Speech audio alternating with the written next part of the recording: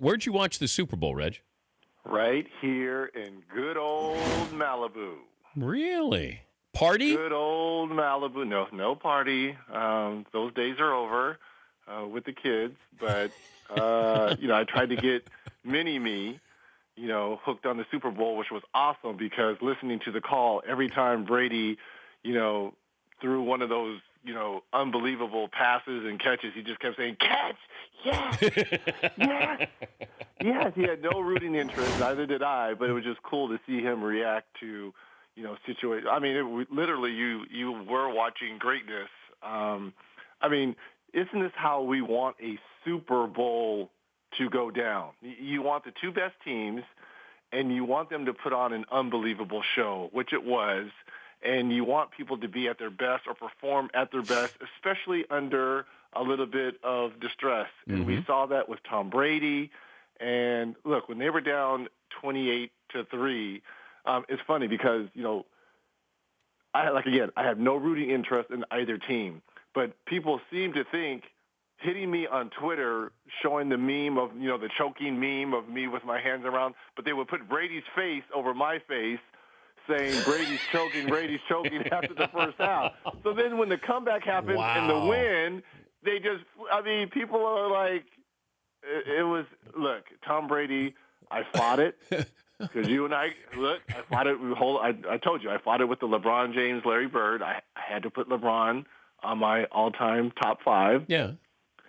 And I'm fighting it because you and I both grew up with Super Joe. We grew up with Super Joe, right?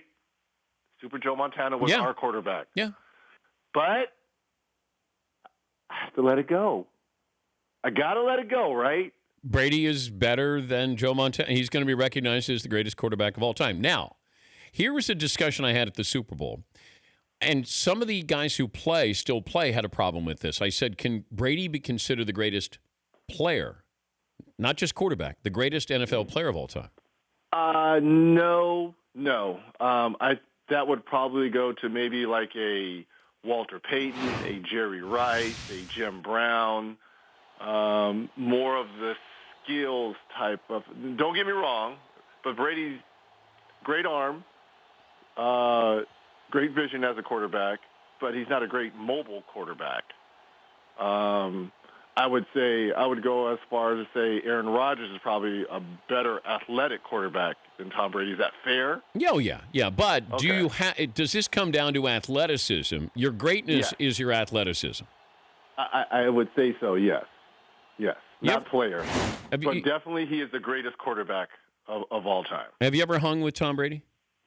I have not. Never met him. I've met him in passing. But I've never hung with him. You're talking about like we're in the booth together. It was in a club, and we exchanged pleasantries, but I didn't hang with him. He had all the supermodels over there, and I had the cast-offs. Wait, what year is this? I'm just kidding. What year was this? Oh, man, this is a long time ago. I'm talking 15 years ago. This is before Tom Brady.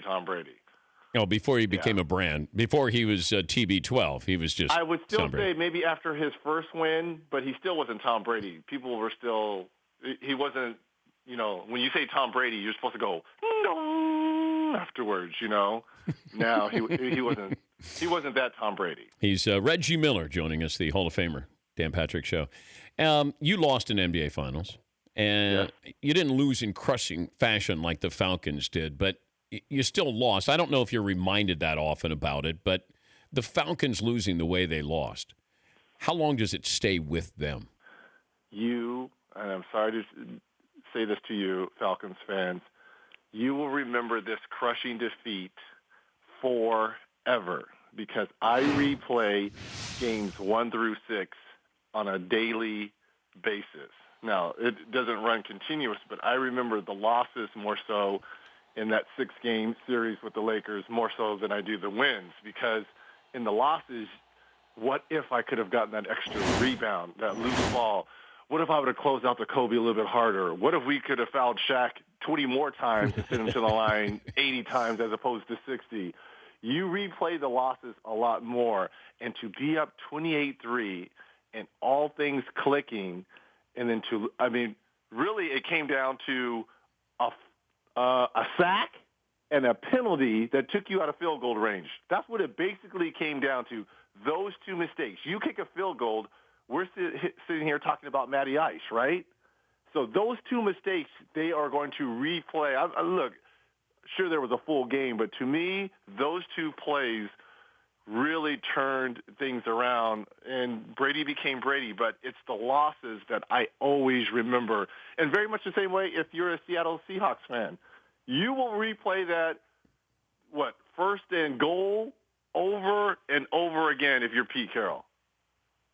Against who else? Tom Brady in New England. And even though you had a Super Bowl, people still ask you about Wouldn't we be talking about Seattle a whole lot different?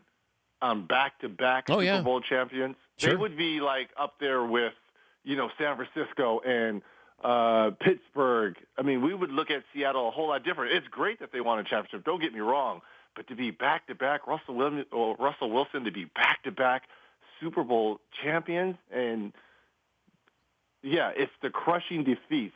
This is a crushing defeat for Atlanta. All right, help me out with what's going on with the Cavaliers here. That there's a report in the Daily News, Frank Isola, who covers the Knicks, who said that they're interested in Carmelo going there and LeBron would give up Kevin Love. Now, you got the Cavs coming up Thursday night. Any truth to this? Any validity to this?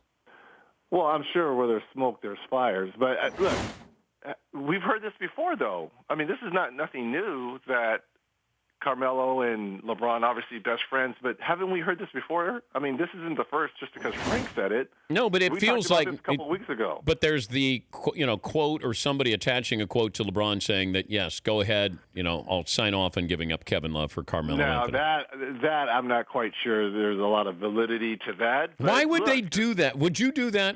Would you give up? We talked about this last week. Absolutely not. Yeah, me neither. Kevin Love is 4 years younger than Carmelo Anthony.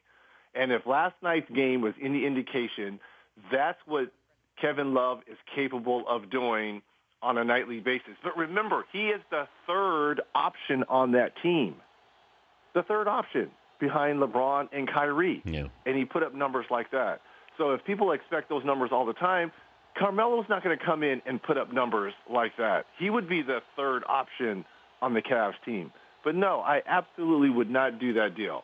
And if the Cavs do that, I have some land to sell them as well. But they need playmaker. LeBron says he wants a playmaker, and they have to add some depth. Carmelo doesn't give you that. That's what I don't understand. I will tell you the playmaker they need to go out and get. LeBron James. 17 assists last night. There's your playmaker right there. Did you see how Kyrie Irving ended that game when LeBron had fouled out? Yeah. That's their team. That's why if I'm LeBron James, I'm not fearing Golden State. I'm not fearing San Antonio or Boston or Toronto or Washington. I got these dogs with me. Why do I need to go out and worry about what someone else is doing in their house? Worry about my house. My house is pretty good because I got my third ring with these guys. That's what I don't understand about this, Reg. If I'm LeBron, I don't want to show weakness, and you're showing weakness by admitting that your team is not. I would say, hey, this is who we have. These are my team. This is my team. These are my boys. These are my dogs. Yes. I'm rolling with these dudes. These dudes helped me get a third. They brought a championship to the land, something that has not happened in over 50 years. I'm rolling with these guys. Now, behind closed doors, can he go to General Manager David Griffin and say, hey, can you show up? Yes.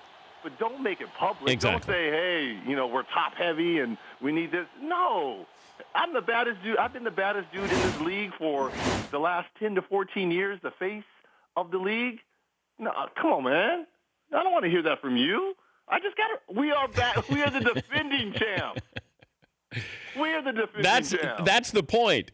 They, last I looked, we won. They were desperate. They had to get Kevin Durant. You know what I say? I don't care about Kevin Durant. I did him in the finals. That's what I'd be saying. See, this is the mentality. This is how I would be talking. I know that. I know that. Kevin Durant to them? So, dude, I did you in the finals. What are you talking about? So what? Go join those dudes.